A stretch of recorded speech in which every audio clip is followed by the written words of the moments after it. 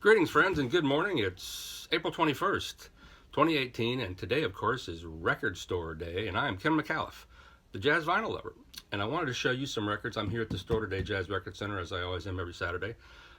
Some essential Miles Davis and John Coltrane records, as well as some unusual ones that you might not have seen. There's nothing rare about these unusual records. They're just more of the recent plethora of reissues that comes out, or first-time recordings from other countries of varying quality.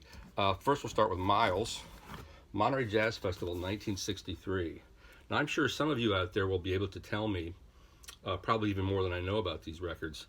But as far as I know, this is an unissued recording. It's sealed here at the store. It's $23.95. September 20th, 1963. Doing standards.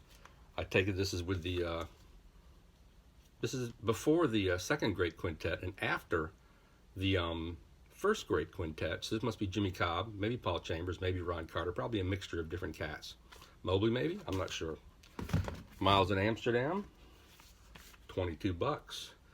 On the In Crowd label, Buyer Beware. So many of these reissues or new recordings issued from other countries, they're from digital sources and they're sometimes not well done. But if that's the only way you can get the recording, it's worth getting. Miles Davis, 1958. This is a freaky, this includes On Green Dolphin Street, Fran Dance, Stella and Starlight, Budo, Love for Sale, Little Melody, Sweet Sue, Just You, which are the same titles that came out on the first jazz record I ever bought by Miles Davis. Basic Miles had a winding road on the front, and also many of these records, these tracks appeared on the Twofers, Directions, and another really excellent Columbia twofer. I forgot the name of it, but there's one that has alternate versions of a two-bass hit where Miles and Philly Joe trade some amazing fours. And this is just another freaky reissue from Wax Time. Buyer Beware. One of the classic before the first great quintet records, Walking with J.J. Johnson, Lucky Thompson, Horace Silver, Percy Ethan, Kenny Clark. On JMW. This is also, watch out for these labels. These records are not too expensive, $22.99. OJCs now, which are all analog, are going for like upwards of $25 if you can find them now. They're very hard to find. OJC's original jazz class used to be dirt cheap and dirt plentiful. No more. So the great thing about these reissues from other countries that avoid copyright, public domain in other countries, is it's a good way to get a hold of the music on vinyl. And for me, I still believe that a vinyl record, even coming from digital, is going to sound better than digital. Miles Collector's Items. This is the original cover for this record. The original back. I bet you this is the American pressing from Capitol, so they pay attention to the copyright. Philly Joe, Sonny Rollins, Percy Heath, Miles Davis, Walter Bishop. This is also the original cover for Working with the Miles Davis Quintet.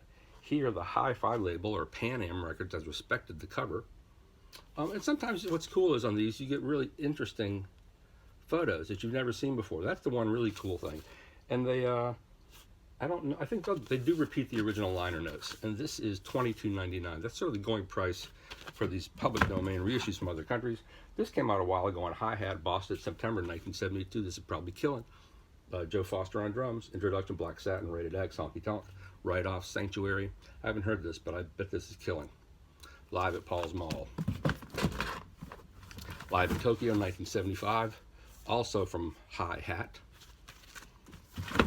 Now, this is an essential record for every jazz collector and every Miles Davis collector. Lift to the Scaffold, Elevator to the Gallows. Some of Miles Davis' most haunting and bittersweet trumpet work ever. Now let's look at a few Coltrane records that are also unusual and new. Now, this is a good example of a public domain record in the UK or in the EU by two different labels, Vinyl Lovers and Jazz Images, of Giant Steps. And there's another cover. Now this is the original cover, isn't it? It's the original image, but they've fucked with it. The sound quality on both these, I have no idea. They're both $22.99. Jazz Image is $25.99. And they make a big deal of using images by iconic French photographer Jean-Pierre Leloir. And that is a great photo. But what does this sound like?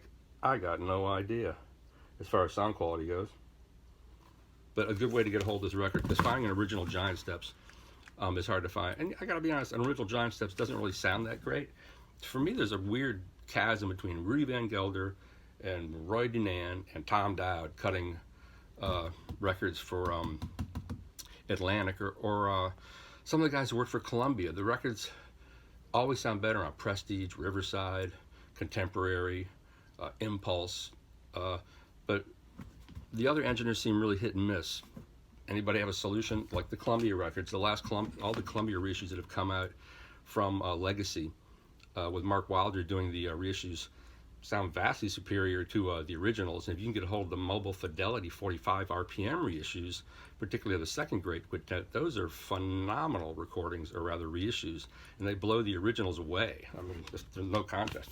Anyway, Coltrane, Lush Life from Jazz Wax Records, and they've respected the cover.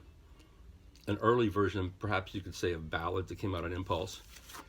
Soul Train on Quality Records.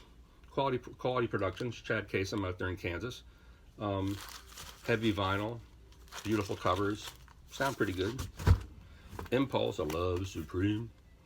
A Love Supreme. You must have this record. This is an essential record. And hopefully you've seen the Chasing Train video that came out, the documentary on Train. A beautiful album, a beautiful documentary rather.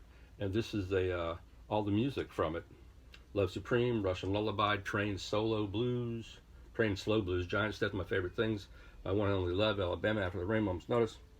And this is an official release from Crewneck and Rhino and Impulse, and I bet this sounds fantastic. Rhino does great work. I've yet to hear the Rhino Coltrane mono box, but I really, really want it. This is $28.99, and this is a double LP, so in today's world, that's a really damn good bargain. Coltrane Cosmic Music with Alice Coltrane. I don't know if this ever came out before. Great photo in the back of Coltrane praying. Out in Dix Hills, most likely. Originally released in 1968. I haven't heard this, but I would think this is a must-have for any fans of Kamasi Washington or Albert Ayler or Nat Burchell or any of those guys, because Train is the man who broke the mold. One of the great Atlantic records, Coltrane Jazz. From Spiral Records. There are a million of these UK, EU companies doing reissues. This one feels really light, but it's nice packaging, you know, original liner notes. Made in the EU, Spiral Records. Thanks for checking in. I hope you have a great record store day. I'm Ken McAuliffe, the Jazz Vinyl Lover, and I am desperately in need of coffee.